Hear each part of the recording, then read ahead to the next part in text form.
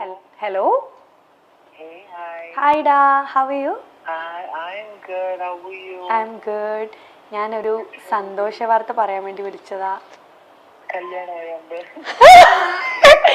എങ്ങനെ മനസ്സിലായി? What? No. സത്യം. You're getting married. Yes. അത് പറയാൻ Oh വേണ്ടി my God. Okay. ഞാൻ എല്ലാവരെയും ഒന്നും വിളിക്കുന്നില്ല, കുറച്ച് പേരെ വിളിക്കുന്നുള്ളൂ. പിന്നെ അധികം ആർഭാടമായിട്ടുള്ള ഒരു കല്യാണം എന്നല്ല, റിലേറ്റീവ്.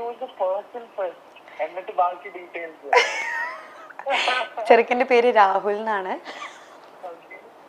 ആള് ലണ്ടനിൽ സെറ്റിൽഡ് ആണ്. അപ്പൊ കല്യാണം കഴിഞ്ഞ് ഞാൻ ലണ്ടനിലോട്ട് പോവും.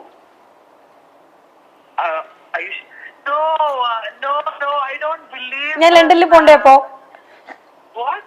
ഞാൻ ലണ്ടനിൽ പോകുന്നതാണോ പ്രശ്നം, കല്യാണം കഴിക്കുന്നതാണോ പ്രശ്നം? ഇതൊന്നും കളഞ്ഞിട്ട് നീ ലണ്ടനിൽ പോകുന്ന ഫസ്റ്റ് ഓഫ് ഓൾ എനിക്ക് തോന്നുന്നില്ല. രണ്ടാമത്തെ രാഹുൽ ഞാൻ കെട്ടാമെന്ന് ചെറുക്കൻ. You sound so weird. Sorry, Riya. I don't trust you.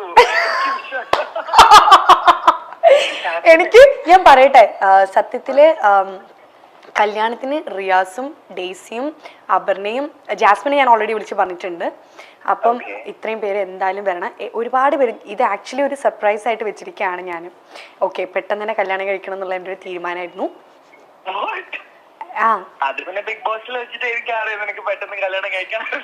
നമുക്ക് ഇവിടെ നിർത്തിയാലോ? ബിഗ് ബോസ് ഞാൻ എപ്പോഴാ പറഞ്ഞത് എനിക്ക് പെട്ടെന്ന് കല്യാണം കഴിക്കണം എന്ന്? കണ്ടോ, ഇത് പെരിക്കായില്ലേ പ്രാങ്ക് കോള്? ഇത് പ്രാങ്ക് കോളാ. ഞാൻ അങ്ങനെ ഒരു ലണ്ടനിലുള്ള ഒരു രാഹുലിനെയും കെട്ടാൻ പോകുന്നില്ല. ഓക്കെ, മൈൽ സ്റ്റോൺ മേക്കേഴ്സിന്റെ ഇന്റർവ്യൂല് അപ്പൊ എനിക്കൊരു പ്രാങ്ക് കോള് ചെയ്യാൻ വേണ്ടി പറഞ്ഞു. അപ്പം ഞാൻ താങ്ക് യു സോ മച്ച്. അല്ല, എനിക്കൊരു സംശയം ഇപ്പോഴും ബാക്കിയുണ്ട്. ഞാൻ എപ്പോഴാ ബിഗ് ബോസിൽ കല്യാണം കഴിക്കാൻ മുട്ടിരിക്കാന്ന് പറഞ്ഞേ? അപ്പൊ തിരിച്ച് എന്നെയും പ്രാങ്ക് ചെയ്തതല്ലേ? താങ്ക് യുടാ, അറ്റ്ലീസ്റ്റ് നീ എന്റെ കോളെങ്കിലും എടുത്തല്ലോ.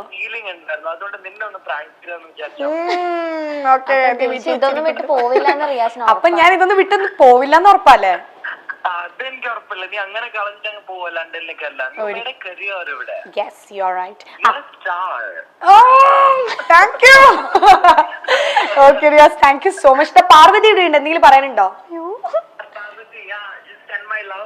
Hi Riyas, thank you so much. നമ്മളൊരു പ്രാങ്കിന് വേണ്ടി ഇങ്ങനെ പറഞ്ഞത്, അപ്പൊ തന്നെ റിയാസിനെ വിളിച്ചിട്ട് കല്യാണമായി എന്നൊക്കെ പറയാന്ന് പറഞ്ഞിട്ട് ഫുൾ ആള് സെറ്റായി.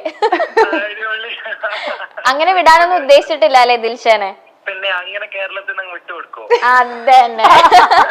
ഓക്കെ, അപ്പൊ താങ്ക് യു. അനുഭവിക്കാനുണ്ടെന്ന് കേട്ടോ പറഞ്ഞു, ഇനി ഒരുപാട് അനുഭവിക്കാനുണ്ടെന്ന്. അത് നമ്മളിങ്ങനെ അനുഭവിച്ചു കൊണ്ടേയിരിക്കും. അത് ബിഗ് ബോസിൽ പോയവർക്ക് ഇത് അനുഭവിക്കേണ്ടത് ഒരു നെസസിറ്റിയാണ്. യെസ്, അതിനൊരു എൻഡിങ് ഇല്ല, അതിങ്ങനെ പൊക്കൊണ്ടേയിരിക്കും. അതിങ്ങനെ പൊക്കൊണ്ടേയിരിക്കും. നമ്മളങ്ങനെ വെറുതെ വിടാൻ ആരും ഉദ്ദേശിച്ചിട്ടില്ല. ഓക്കെ, അപ്പൊ thank you so much. Thank you. Bye bye.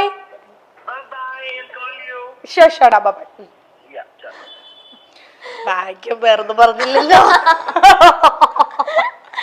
Okay, ഇനി ഒരു സർപ്രൈസ് ഉണ്ട്, കാണിക്കട്ടെ. ടെൻഷൻ ആവുന്നത്. ടെൻഷൻ ഒന്നും വേണ്ട. അയ്യോ, അത് എവിടെ പോയി? കഷ്ടപ്പെട്ട് ഡിലീറ്റ് ആയി പോയോ? അയ്യോ, ഇല്ല ഇല്ല.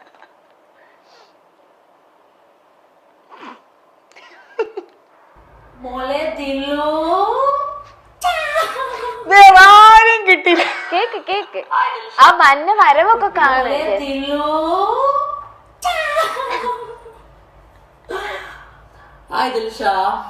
പിന്നെ ഞാൻ തന്നെയാണ്.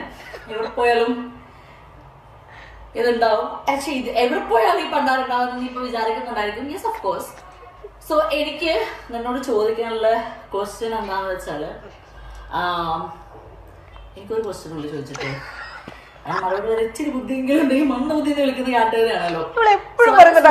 To say that I'm so happy and glad where you are today, and you're one hell of a woman, and I'm proud, and I'm happy that I met you.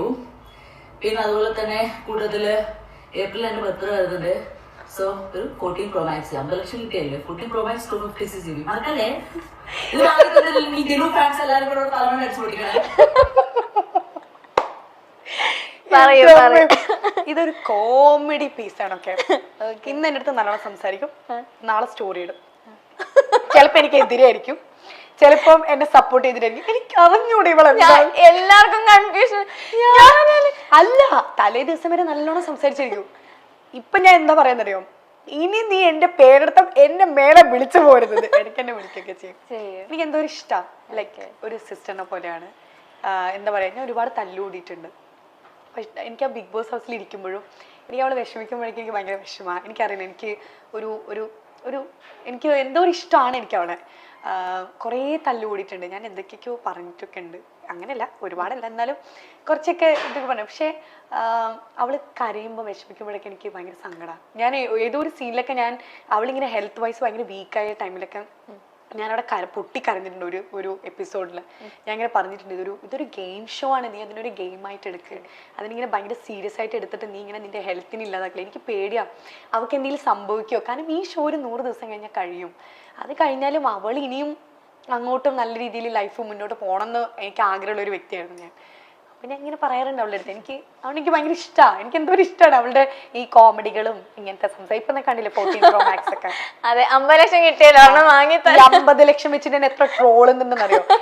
ഞാൻ കാണാത്ത മിക്ക വീഡിയോസ് ഇവളാണ് എനിക്ക് ഇൻസ്റ്റാഗ്രാമിൽ സെൻഡ് ചെയ്ത് തരുന്നത്. മേലെ വേണ്ടി പോയത് 50 ലക്ഷം.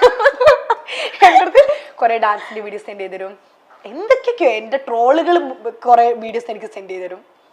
ഞാൻ ഇത് ശരിക്കും തമാശക്ക് കാണിക്കുന്നതാണ്. ഇപ്പൊ തലേ ദിവസം സ്നേഹിച്ചിരുന്നിട്ട് പിറ്റേ ദിവസം സ്റ്റോറി എനിക്ക് അറിഞ്ഞൂടാ അവർക്ക് എന്തെങ്കിലും കുഴപ്പമുണ്ടോ.